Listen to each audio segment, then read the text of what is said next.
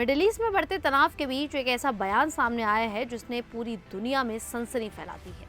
IRGC ने Benjamin Netanyahu को लेकर खुली धमकी दी, अगर वो जिंदा है तो हम उनका पीछा करेंगे और उन्हें मार देंगे। अब सबसे बड़ा सवाल यहीं से शुरू होता है, आखिर अगर जिंदा है क्यों कहा गया? क्या ये सिर्फ एक बयान है या इसके पीछे कोई ऐसी जानकारी छिपी है जो दुनिया से अभी तक छुपा कर रखी गई है? इस बयान के सामने आते ही अटकलों का बाजार गर्म हो गया। इस्लामिक रिपब्लिक न्यूज एजेंसी के जरिए आई इस खबर ने आग में घी डालने का काम किया और दक्षिण अफ्रीका में ईरानी दूतावास के बयान ने इसे और भड़का दिया, जहां कहा गया कि नेतन्याहू जिंदा हो या नहीं इससे कोई फर्क नहीं पड़ता। ये गुस्सा मिनाव में हुए उस खौफनाक हमले से जुड़ा है जहां एक स्कूल पर हमले में 160 से ज्यादा लोगों की जान चली गई थी। लेकिन क्या ये सिर्फ गुस्से की प्रतिक्रिया है या इसके पीछे कोई बड़ी रणनीति काम कर रही है? इसी बीच इजरायल का रुख भी उतना ही आक्रामक नजर आ रहा है। उसने दावा किया है कि उसने ईरान के बड़े नेताओं को निशाना बनाया है और साफ शब्दों में कहा है कि वो ईरानी शासन को कमजोर करना चाहता है। क्या ये सीधे सीधे सत्ता परिवर्तन की ओर इशारा है, और अगर हाँ तो इसका परिणाम क्या होगा? इसी बीच मुस्तफा खामनेई का नाम सामने आता है, नए सर्वोच्च नेता जो अब तक सार्वजनिक रूप से सामने नहीं आए हैं। उनकी मौजूदगी ही अपने आप में एक बड़ा सवाल बनी हुई है। क्या वे सुरक्षित हैं या उन्हें छुपा कर रखा जा रहा है? और अगर वे सामने नहीं आ रहे तो क्या इसका मतलब ये है कि हालात जितने दिख रहे हैं उससे कहीं ज्यादा गंभीर है? अब कहानी का सबसे बड़ा रहस्यमय हिस्सा शुरू होता है, सोशल मीडिया। यहाँ अचानक अफवाहों का तूफान आ गया। कुछ लोगों ने दावा किया कि नेतन्याहू अब जिंदा नहीं है, जबकि कुछ ने उनके वीडियो को AI जनरेटेड बता दिया, खासकर वो वीडियो जिसमें उनके हाथ में 6 उंगलियां दिखने का दावा किया गया। उसने शक को और गहरा कर दिया।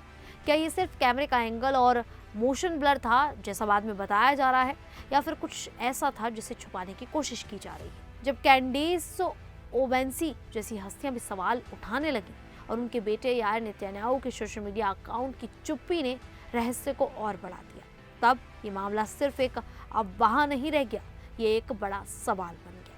लेकिन फिर खुद नेतन्याहू सामने आए, कभी कैफे में कॉफी पीते हुए मजाक करते हुए मैं कॉफी के लिए मर रहा हूँ, तो कभी कैमरे के सामने हाथ हिलाकर 5 उंगलियां गिनाते हुए। क्या ये सिर्फ अफवाहों का जवाब था या एक सोची समझी रणनीति?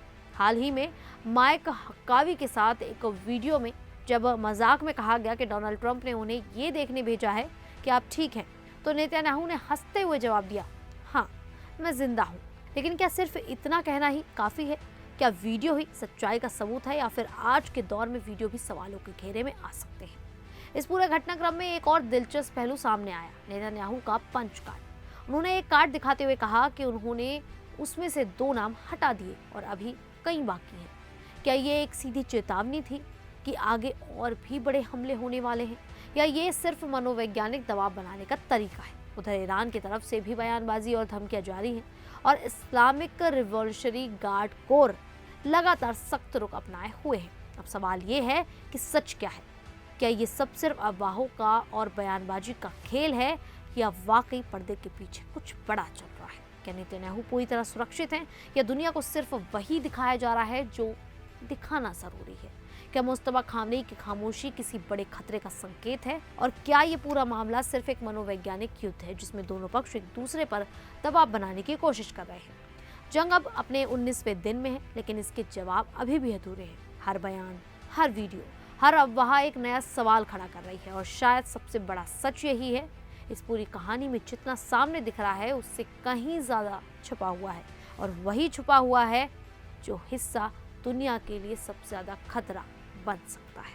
खैर, इस पूरे मामले को लेकर आप लोगों को क्या लगता है? आप हमें कमेंट करके अपनी राय जरूर दें।